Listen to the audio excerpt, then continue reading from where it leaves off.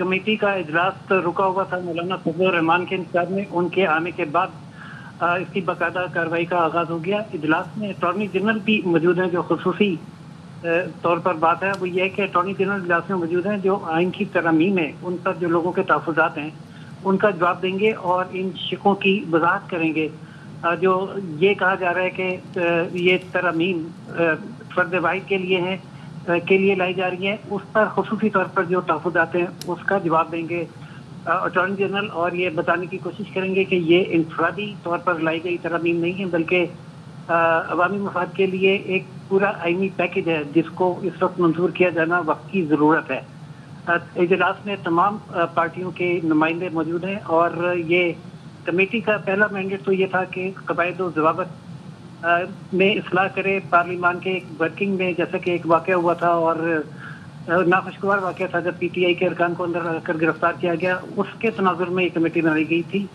लेकिन फिर आहिस्ता आहिस्ता इस कमेटी के अरकान की तादाद में इजाफा किया जाता रहा और सेनेट के 13 अरकान भी इसमें शामिल हो गए। टोटल तादाद अब ये 28 है और इन तमाम अरकान को एक जगह जमा करके ये एक बेहतरीन मौका था कि सबको आईनी तरमीम के हवाले से ब्रीफिंग दे दी जाए और उनके तहफ़्फ़ुज़ात दूर कर दिए जाएँ, क्योंकि ये इन कैमरा इजलास है। अंदर की कार्रवाई बाद में ही कुछ पता चल सकेगी जब ये लोग बाहर निकलेंगे और जो भी लाएअमल होगा वो कौमी असम्बली के इजलास में सामने आ जाएगा।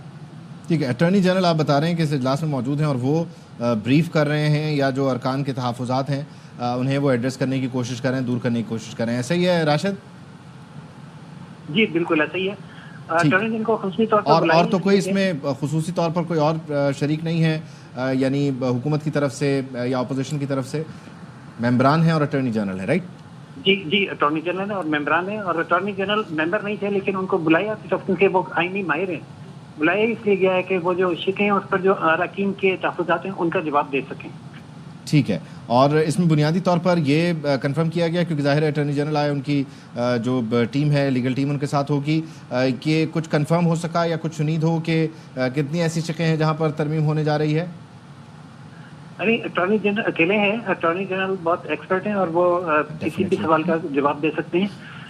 तरमीम होने जा रही है या नहीं इसका तो पता जब इजलास होगा तभी चलेगा। अटॉर्नी जनरल के जवाब से अरकान के सब तक मुतमईन होते हैं। लेकिन बज़ाहिर लगता है ऐसा है कि इस इजलास से पहले भी हुकूमत ने जो वर्किंग की है उस पर जितने भी इत्तेहादी हैं उनका रिस्पॉन्स पॉजिटिव ही है और कुछ थोड़े बहुत अगर कोई सवाल जवाब हैं तो वो इस पार्लियामानी कमेटी में तय कर लिए जाएंगे।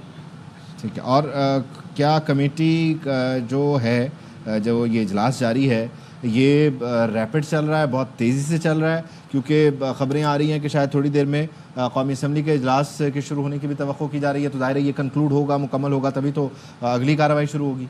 बहुत तेज़ी से कार्रवाई चल रही है जी। इसमें ऐसा है कि बाकी जो इत्तेहादी हैं वो तो तकरीबन इस पर तरमीम के हक में थे, जिसमें पीपल्स पार्टी और MQM भी है। जो तहफ़्फ़ुज़ात थे वो मौलाना फजलुर रहमान के थे और BNP के थे।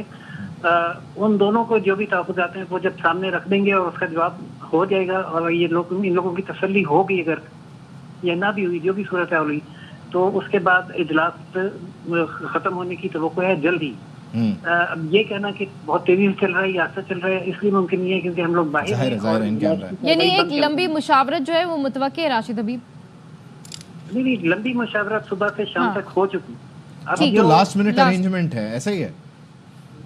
सॉरी, लास्ट मिनट अरेंजमेंट है, नोक पलक सवाले जा रहे हैं। लास्ट मिनट अरेंजमेंट है।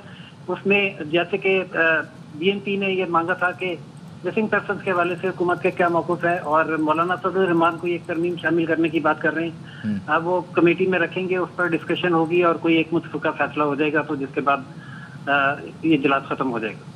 ठीक है, राशिद हबीब हमें अपडेट कर रहे थे।